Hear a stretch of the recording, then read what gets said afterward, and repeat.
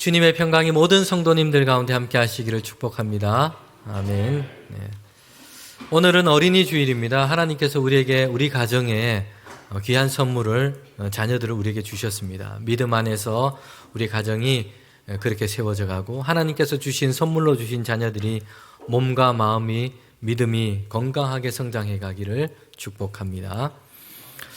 우리는 4월 첫째 주일부터 영광의 길이라는 주제로 하나님의 말씀을 함께 들었습니다. 주님께서 이제 세상에 하나님께서 보내신 그리스도로서 고난과 죽음의 십자가를 지시고 우리를 살리는 그 십자가를 지시고 부활하셨습니다. 그 주님의 이 사역, 이 마지막 그 한 주간의 사역을 감당하시면서 주님께서 걸어가셨던 그 길을 우리가 함께 중요한 장소, 그 지점을 통해서 살펴보았습니다. 제자들에게 하신 말씀을 통해서 하나님께서 우리에게 주신 메시지를 함께 들었습니다. 첫 번째는 우리가 변화산에 오르신 예수님, 두 번째는 예루살렘에 들어가심, 세 번째는 겟세마네 동산에서 기도하시는 예수님, 열린 무덤, 그리고 지난주에는 디베라 호숫가에서 물고기를 다시 잡고 있던 제자들에게 부활하신 예수님께서 찾아가신 것을 우리는 함께 보았습니다. 오늘은 영광의 길 여섯 번째 마지막 시간으로 주님께서 이 감람산 벳세다라고 하는 곳에 제자들을 이끌고 가신 그 모습을 보게 됩니다. 주님께서는 거기에서 이제 하느님 우편으로 하늘로 승천하시게 됩니다. 먼저 우리는 부활과 믿음에 대한 말씀을 함께 살펴보고자 합니다. 부활에 대해서 성경이 말씀하고 있는 것이 어떤 것인지에 대해서 우리는 좀 더 깊이 이해하고 살피는 시간이 필요하다는 생각이 듭니다. 먼저 오늘 읽은 본문에 앞서서 부활하신 예수님께서 제자들에게 나타나셨습니다. 그런데 제자들은 주님께서 그들 눈앞에 나타나시자 두려움과 의심에 사로잡혀 있습니다. 부활하신 주님께서 그들 앞에 나타나셨는데 오히려 예수님을 보고 두려워하고 있다는 것이에요. 그 이유를 우리는 누가복음 24장 37절 말씀에서 알 수가 있습니다. 그들이 놀라고 무서워하여 그 보는 것을 영으로 생각하는지라. 제자들이 두려워했던 것은 예수님께서 그들 눈앞에 나타나셨는데 주님을 유령으로 생각한 것입니다. 사실 한편에서는 우리는 이런 제자들의 반응을 이해할 수는 있습니다.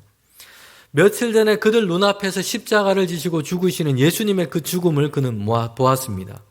주님께서 장사되신 것을 그들은 알고 있었습니다. 이런 주님께서 그들 눈앞에 나타난 것입니다.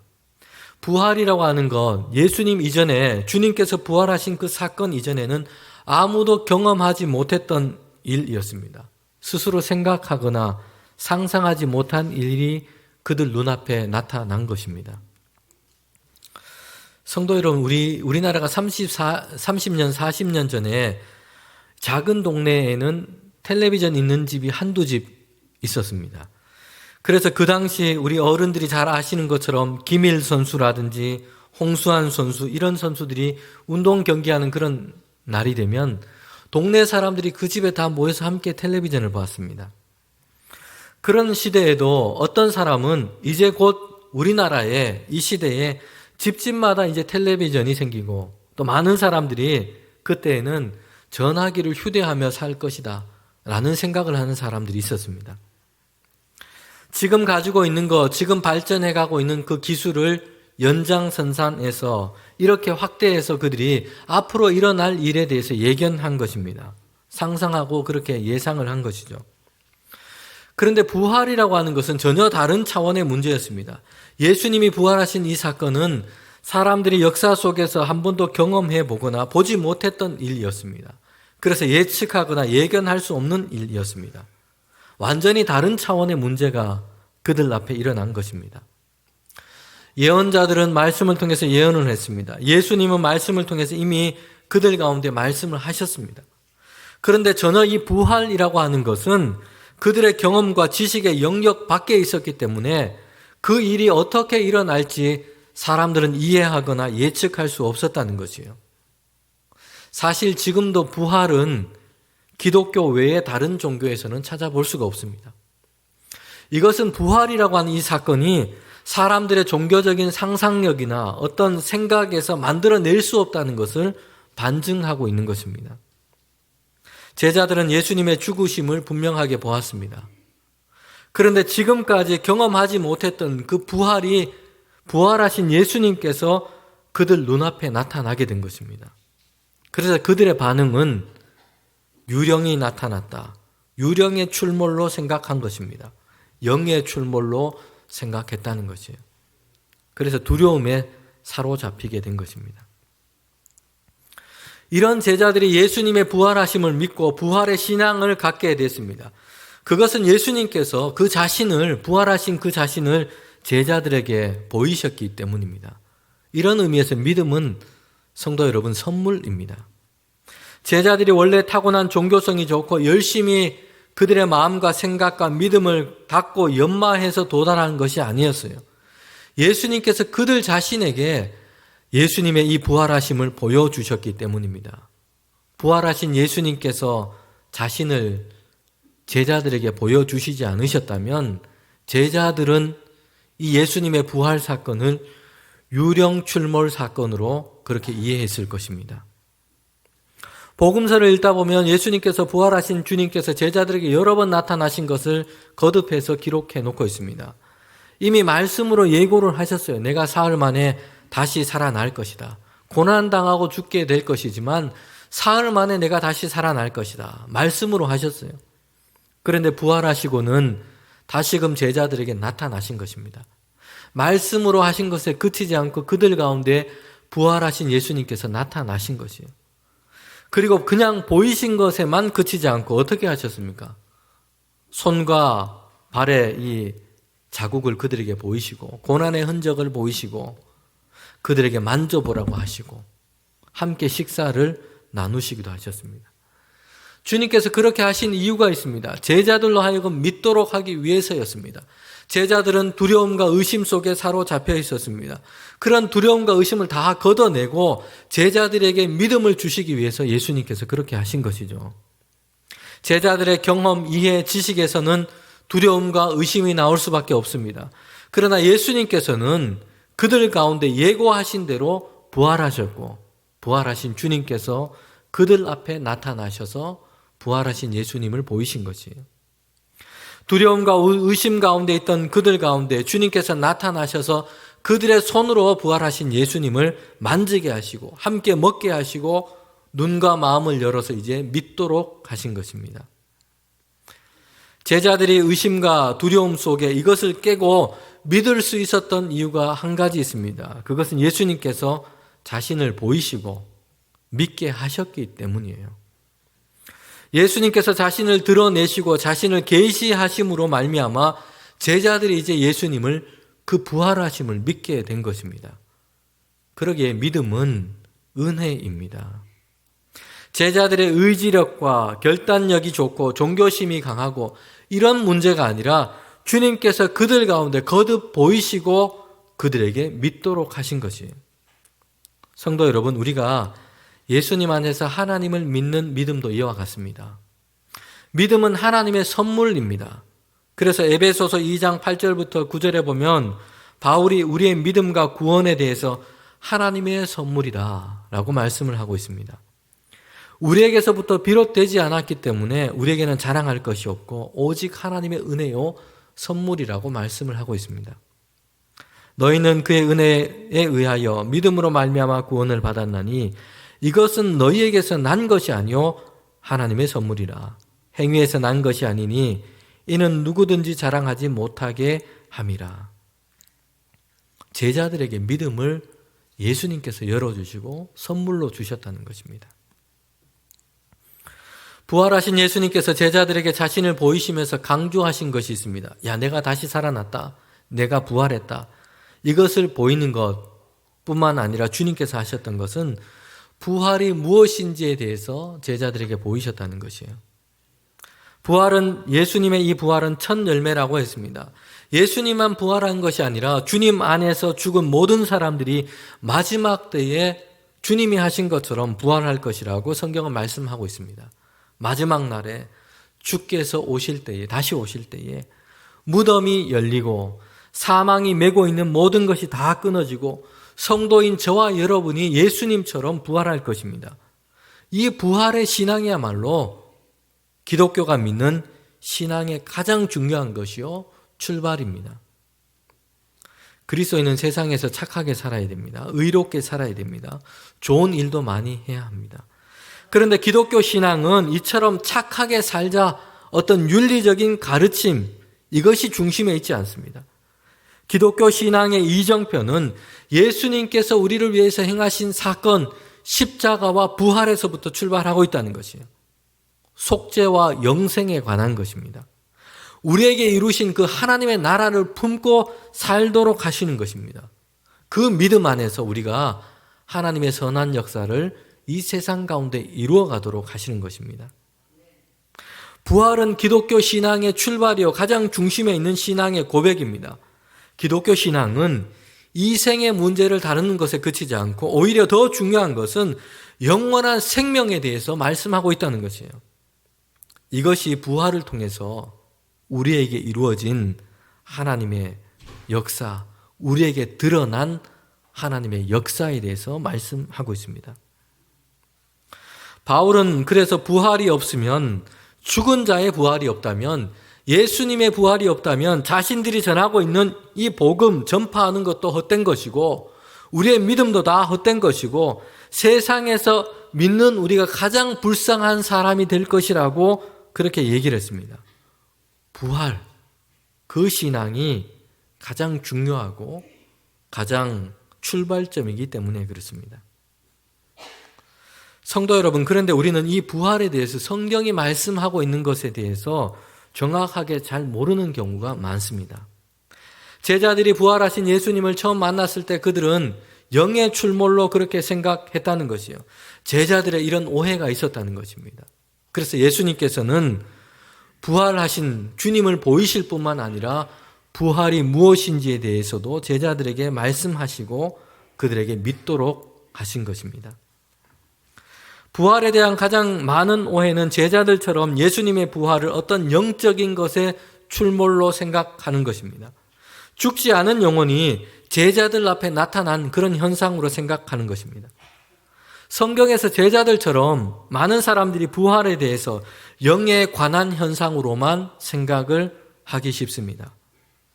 제자들은 부활하신 예수님을 만나고 예수님의 영이 그들 앞에 현현한 것, 예수님의 영이 그들의 눈앞에 나타난 사건으로만 생각했습니다. 그래서 예수님께서 그들에게 하신 것이 있습니다. 누가복음 24장 39절의 말씀에 보면 이렇게 하셨어요. 내 손과 발을 보고 나인 줄 알라. 또 나를 만져봐라. 영은 살과 뼈가 없으되 너희 보는 바와 같이 나는 있느니라. 예수님께서는 제자들에게 주님의 이 몸을 보이신 것이요. 유령이나 영에 나타난 것으로 생각하고 있는 제자들에게 예수님께서는 그 몸을 보이시고 만지도록 하신 것입니다. 그리고 제자들에게 주님의 그 몸으로 부활하신 예수님을 믿게 하신 것이에요. 이렇게 주님께서는 그 몸을 보이셨지만 제자들이 잘 믿지를 못했습니다. 그래서 40절과 41절에 보면 주님께서 이렇게 하셨어요. 무슨 먹을 것이 있느냐? 가져와라. 그리고 구운 생선 한 토막을 그들 앞에서 잡수시는 것입니다. 배가 고파서 주님께서 이 생선을 찾으신 것 그리고 드신 것이 아니고 주님께서는 이 주님의 부활하심이 눈으로 보는 것처럼 몸의 부활이라는 것을 그들에게 보이시고 그들에게 나타내시고자 하신 것입니다. 어떤 형상이나 몸을 갖지 않은 영으로 나타나는 것이 아니라 예수님께서는 그들의 눈으로 보는 것처럼 몸으로 다시 살아나셨다는 것을 그들에게 보이신 것입니다. 부활에 대한 또 다른 우리의 오해는 부활을 소생으로 생각하는 것입니다. 성경에 보면 예수님께서 죽은 자를 살리신 그 사건, 기적을 일으키신 일이 있습니다. 죽은 나사로를 살리신 사건이 대표적인 사건이라고 볼 수 있습니다. 병들어 죽은 이 나사로가 무덤 안에 그렇게 장사되었습니다. 그런데 예수님께서 가셔서 이 나사로를 살리신 것이에요. 나사로야 일어나라 나와라. 그러자 나사로가 이제 살아나게 된 것입니다. 죽었던 나사로가 다시 살아났습니다. 소생하게 됐습니다. 그런데 이 나사로의 소생은 이전에 죽기 전 그의 육체 그것을 가지고 다시 살아난 것입니다. 혈과 육을 가진 육체로 다시 살아난 것입니다. 소생이라고 하는 것, 다시 살아남은 영원히 사는 그 몸을 입고 살아나는 것을 의미하지 않습니다.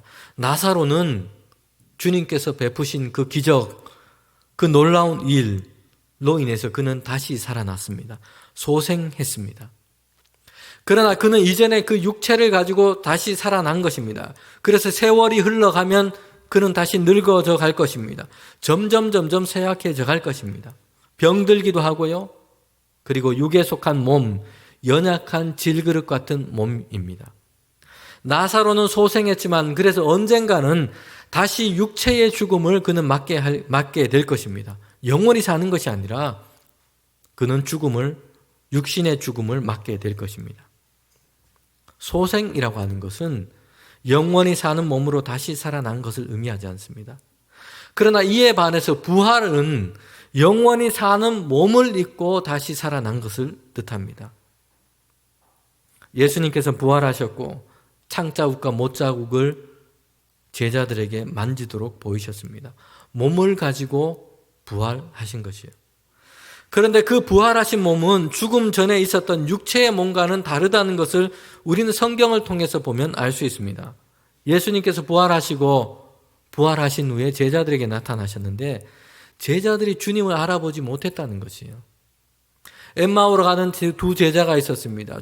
부활하신 주님께서 그들 곁에 서셨고 같이 그들과 길을 걷고 있는데 이 제자들은 예수님을 알아보지 못했어요.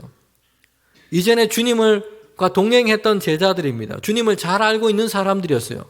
그런데 부활하신 주님께서 그들 가운데 오셨고 함께 걷고 함께 이야기를 나누고 계신데도 알아보지를 못했습니다. 주님은 이전의 몸이 아니라 부활하신 몸을 입고 있기 때문입니다. 나중에 그들 가운데 말씀을 가르치시고 떡을 뗄 때야 눈이 열려져서 예수님이시구나 알아보게 된 것입니다. 이것은 부활이 예수님의 이전의 육체로 다시 살아난 것이 아니라 부활의 몸을 입고 주님께서 다시 살아나셨다는 것을 보여주고 있습니다. 또 다른 장면이 있습니다. 부활하신 예수님이 혈과 육으로 된 몸이 아니라 다른 몸을 입고 살아나셨다는 것을 보여주고 있습니다. 제자들이 예루살렘에서 두려운 가운데서 문을 잠그고 방에 모여서 그렇게 있었습니다. 그런데 그들 가운데 부활하신 예수님께서 나타나신 것이에요. 똑똑 노크를 하고 문을 열고 나오신 것이 아니라 그들 가운데 문을 잠그고 방 안에 있던 그들 가운데 부활하신 예수님께서 나타나신 것입니다. 예수님이 입으신 그 몸은 육체의 몸이 아니라는 것을 보여주고 있어요. 시간과 공간에 제약이 있는 그런 몸이 아니라 부활하신 몸을 입고 다시 살아나셨음을 보여주고 있습니다.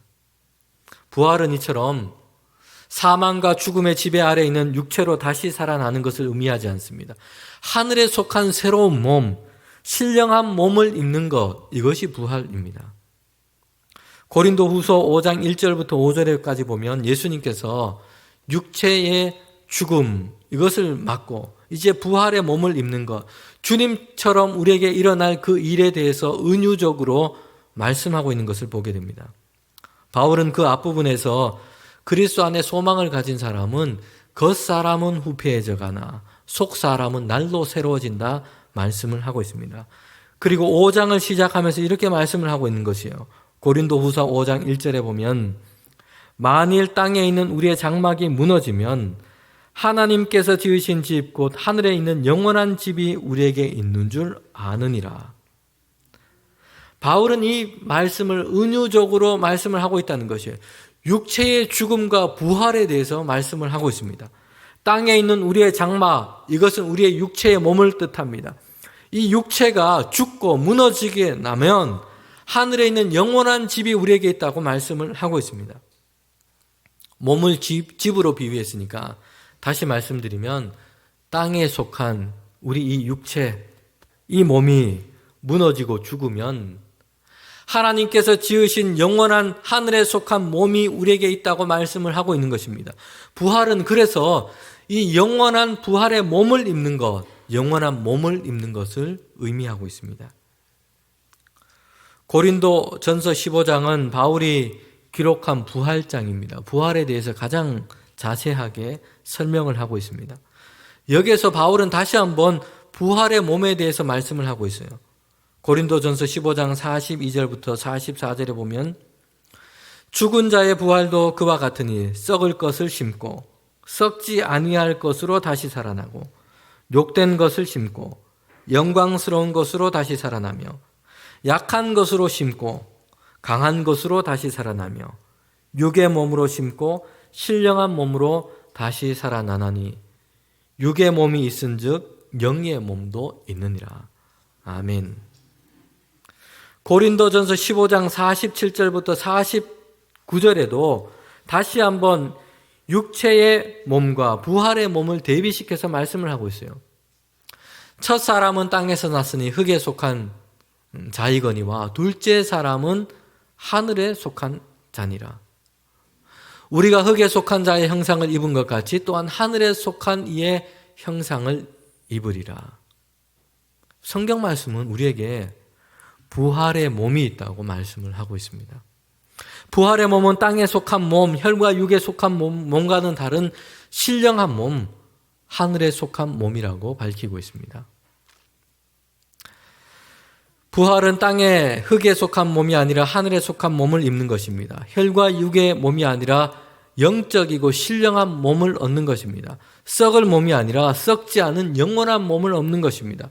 욕되고 죄 아래 있는 몸이 아니라 영광스러운 몸을 입는 것. 여러분, 이것이 부활입니다. 부활은 새로운 몸, 하늘에 속한 새로운 몸을 입게 되는 것입니다. 혈과 육에 속한 것이 아니라 하나님께서 지으신 신비한 몸, 부활의 몸을 얻게 되는 것이요. 땅에 속한, 육에 속한, 그래서 장애, 질병, 고통, 사망의 지배 아래 놓여 있는 그런 몸이 아니라 하나님의 영원하심을 닮은 그 형상을 입는 것, 이것이 부활 사건입니다. 이제 장차 우리에게 이루어질 그 부활은 천군 천사가 나팔을 불고 주님께서 이 땅에 다시 오실 때에 그 부활의 몸을 입게 되는 것입니다. 죽어 하나님의 품에 안긴 자는 그 영혼이 이 부활의 몸을 입게 될 것입니다. 그리고 주님께서 다시 오실 때에 그때 죽지 않고 육체 가운데 살아있는 자는 그 육체가 부활의 몸을 덧입게 될 것입니다. 성경 말씀이 이걸 얘기를 하고 있는 것이에요. 요한계시록에 밝히고 있는 것처럼 그날에는 이 땅에 하나님께서 이루실 새하늘과 새 땅이 임할 것입니다. 하나님의 완전한 새 창조가 이 땅 가운데 임할 때에 하나님의 그 영광의 빛 가운데 성도들이 부활의 몸, 썩지 않는 몸, 영원한 몸, 하나님의 영원한 형상을 닮은 그 몸을 입고 주님 앞에 서게 될 것입니다. 여러분, 이것이 성경이 우리에게 말씀하고 있는 부활입니다. 이렇게 주님께서는 부활, 그들에게 보이시고 말씀하시고 제자들에게 마지막으로 이제 말씀하신 것이 있습니다. 그것은 예수님께서 이제 제자들 곁을 떠나서 하나님 우편, 하나님 곁으로 돌아가실 시간이 가까이 왔습니다. 그들에게 사명을 주시는 것입니다. 오늘 본문의 말씀 읽은 말씀에 보면 너희가 이 일의 증인이라 라고 말씀합니다. 목격자, 그들에게는 증인의 사명이 있는 것입니다. 올림픽의 꽃이라고 할 수 있는 마라톤 경기가 있습니다. 그 경기는 42.195km를 달리는 그런 경기입니다. 이 마라톤은 전쟁에서 유래가 됐습니다. 아테네와 페르시아 군이 이 마라톤 평원에서 전쟁을 하게 된 것입니다. 기원전 490년 있었던 사건이었습니다. 당시 아테네 군인은 약 1만 명이었고 그리고 페르시아 군인은 10만 명 이 대군이 아테네를 향해서 이 전쟁을 일으키며 그렇게 침략해 온 것입니다. 마라톤 평원에서 이 두 군대가 이제 전쟁을 하게 된 것입니다. 수적으로 완전히 열세에 있습니다. 아테네 군인은 1만 명에 불과했습니다. 아테네 시민들은, 그들의 가족들은 전쟁에 대한 두려움과 공포 속에 사로잡혀 있습니다. 이 전쟁에서 우리가 패하게 된다면 남편, 아버지, 이 남자들은 이 전쟁터에서 다 죽게 될 것이고, 그리고 이 아테네에 살고 있는 그들은 이제 페르시아의 노예가 될 것이 분명했습니다. 아테네는 멸망당할 것 같았습니다. 이런 전쟁의 위기와 공포 속에 있는 것이 아테네 시민들이었습니다. 그런데 놀랍게도 아테네 이 1만 명의 군대가 10만 대군에 달하는 페르시아 군을 물리치고 승리하게 됐습니다. 여러분, 그래서 이 기쁜 소식을 전하기 위해서 한 병사가 아테네까지 달려가기를 시작했습니다. 승리의 기쁜 소식을 그들의 가족 가운데, 전쟁의 이 공포와 두려움 속에 있는 아테네 시민들 가운데 전하기 위해서 40km가 넘는 이 거리를 쉬지 않고 달려가게 된 것이에요. 그리고 아테네에 이르러서 승리의 소식, 기뻐해라, 우리가 이겼다, 이 소식을 전하고 이 병사는 죽음을 맞게 됩니다. 승리한 이 승리를 목격한 사람, 승리의 소식을 가지고 있는 이 사람에게는 사명이 있는데, 그것은 그 기쁜 소식을 아테네에 있는 그 가족들에게, 전쟁에 대한 공포, 죽음에 대한 공포, 이 두려움 속에 있는 그 시민과 가족들에게 전하는 증인의 사명이 있었던 것입니다. 제자들은 예수님과 3년 동안 함께 했습니다. 주님의 죽으심을 보았고요, 주님의 부활하심을 보았습니다. 그리고 그들 가운데 이루어질 그 부활, 그 믿음을 그들은 믿게 되었습니다. 확신하게 되었어요. 그 사명, 이제 제자들에게 이제 사명이 주어졌습니다. 무엇을 위해 살아가야 하는지, 이 땅의 삶의 목적이 무엇인지 그들에게 주어진 특별한 사명이 있다는 것입니다. 예수님은 제자들에게 그 사명을 말씀하셨는데 24장 48절에 보면 너희는 이 모든 일의 증인이라 말씀을 하고 있어요. 제자들이 증언해야 될 게 뭡니까? 증인이란 눈앞에 일어난 일을 보이시고 말씀하시고 증거하는 것입니다. 보지 못한 사람에게, 경험하지 못한 사람에게, 아직 믿지 않은 사람에게 그 소식, 그 사건, 그 일을 그들에게 증언하여서 믿도록 하는 겁니다. 그들에게 설명하는 것이에요. 제자들에게 주어진 그 증인의 사명, 그것은 예수님의 일, 이걸 전하는 것이었습니다. 44절부터 47절에 보면 주님에 관한 일에 대해서 이렇게 말씀합니다. 율법과 선지자들, 그리고 시편을 통해서 말씀하고 있는 것, 성경 전체가 말씀하고 있는 것, 모든 성경의 책들이 지시하고 있는 것, 이것을 너희들이 증언하도록 제자들, 그들에게 주님께서는 사명을 주셨습니다. 그것은 예수님에 관한 일입니다. 예수 그리스도께서 행하신 일입니다. 주님의 고난과 부활입니다. 그리고 예수 그리스도를 통해서 죄사함을 얻는 회개입니다. 그리고 부활의 생명, 영원한 생명입니다. 예수님의 죽음과 부활을 목격하고 경험한 제자들이 이 땅에서 행하는 가장 중요한 사명이 있는데, 그것은 증언하는 것이에요. 자기 자신을 나타내고 드러내는 그런 증언이 아니라 예수님께로부터 일어난 일, 위로부터 성령의 능력을 입어서 그들이 이제 증언해야 할 것은 예수님의 고난과 부활하심, 그리고 주님을 통해서 이루신 하나님의 구원의 역사를 세상 사람들 가운데 예루살렘과 땅끝까지 이르러 증언하도록 하신 것입니다. 성도 여러분, 예수님의 부활하심과 십자가를 경험하셨습니까? 그 은혜의 사건을 여러분 경험하셨습니까? 하나님께서 이루실 영원한 세계, 영원한 시간이 우리에게 약속된 것을 여러분 믿습니까? 여러분, 그렇다면 우리에게도 이 기쁜 소식, 주님의 이 소식을 증언해야 할 사명이 우리에게 있다는 것을 우리는 기억해야 합니다. 그리스도 안에서 믿음의 삶을 살아가는 사람이라면 우리에게 그 사명이 있다는 것을 우리는 기억해야 합니다.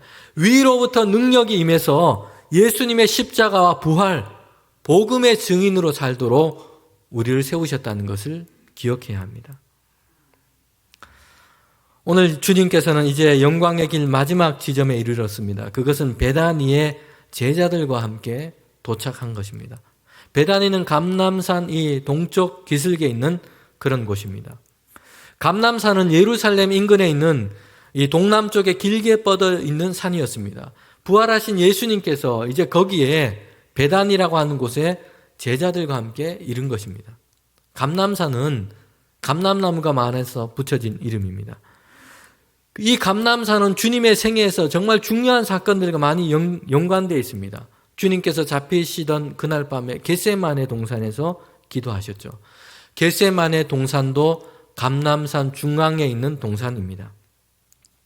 주님께서는 예루살렘에 입성하실 때 어린 나귀를 제자들에게 끌고 오도록 하셨어요. 제자를 보낸 곳, 이 벳바게라고 하는 곳도 감람산에 있는 한 기슭입니다.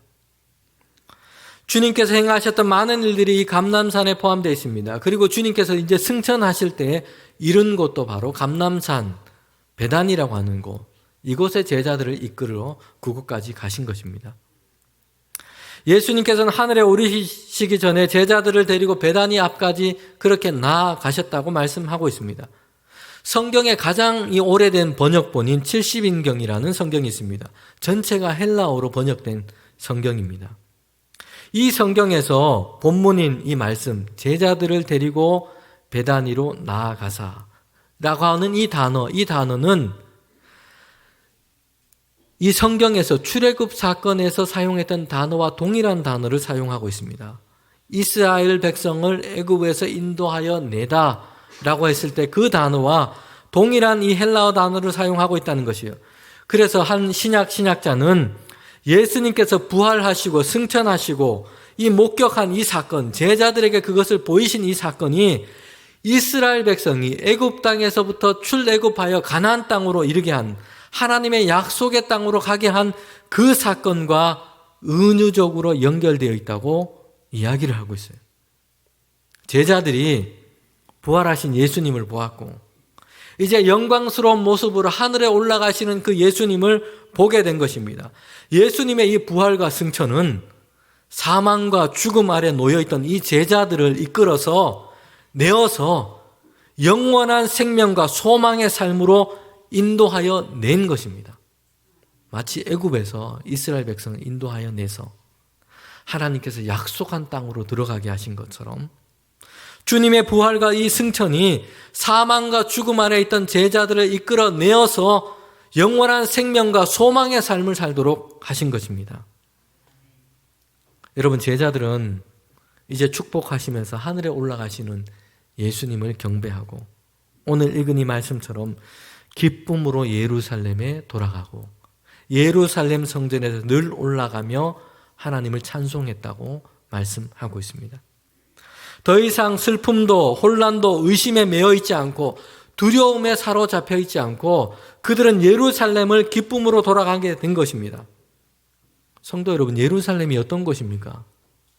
예루살렘은 예수님을 십자가에 못 박도록 한 이 대제사장과 권세자들이 있는 곳입니다.